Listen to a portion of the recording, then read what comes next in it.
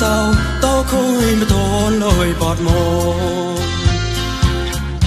con ngài tao cầm sau lái ta lạ con tông to bốn câu là ba sâu gió cắt mòn cao kệ lời đòn bôi bao chữ cho lôi bọt mồ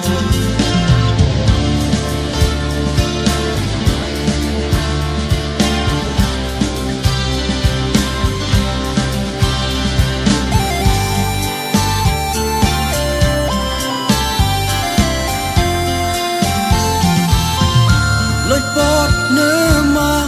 cao kề niềm nô lối bọt nục mù cao chỉ tu rong lối bọt hiếu ra rầm bén cao rongจะแมบกวนมนตองมาต้องเลยมนเจ้าเชิงรองเงรา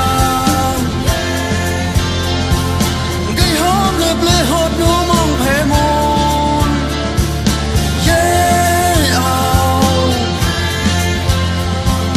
ไก่หอมเลยเปลือยหดนูมองเพมนตั้งคุณไก่หอมเลยหดนูมองเพมนตั้งแต่ไก่หอมเลยหดนูมองเพมนจดยี่นวิอาจารย์ใจนกอาจารย์พุ้ยสมหัวสาสมจาเพดองผู้โซจออาตาปลาตรา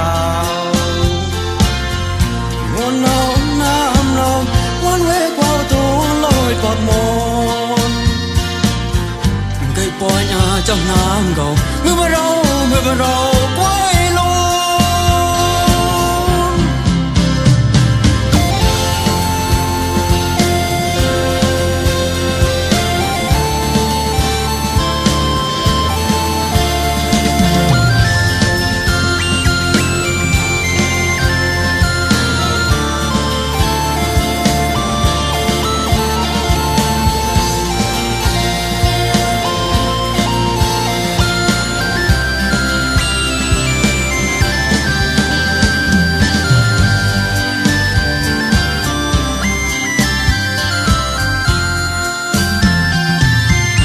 lối bọt nơi mà cao kề niềm nôn lối bọt nục mù cao chỉ tu rong lối bọt hiến ra rầm bén cao rongจะแมบกวนมนเต่าต้นลอยมนเจ้าเชิงรองเงราไก่หอมเลยเปลือยหดนูมองเพมนเย่เอา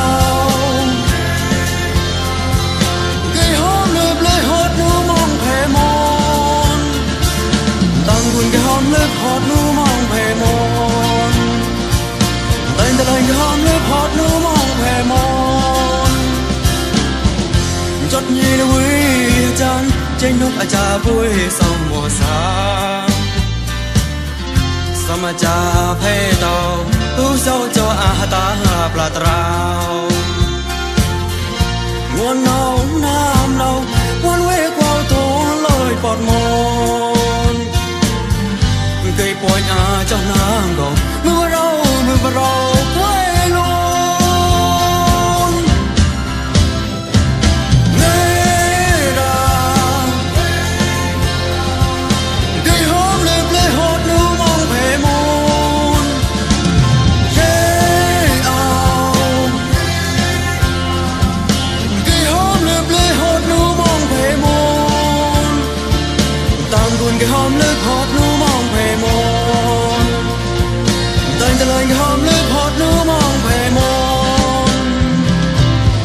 นจดยี่นวิอาจารย์ใจนกอาจารย์พุ้ยสมหัวสาวสมจาเพดองผู้โซจออาตาปลาตราว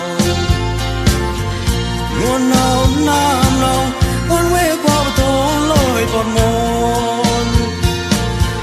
ไก่ปอยอาเจ้าน้ำเก่า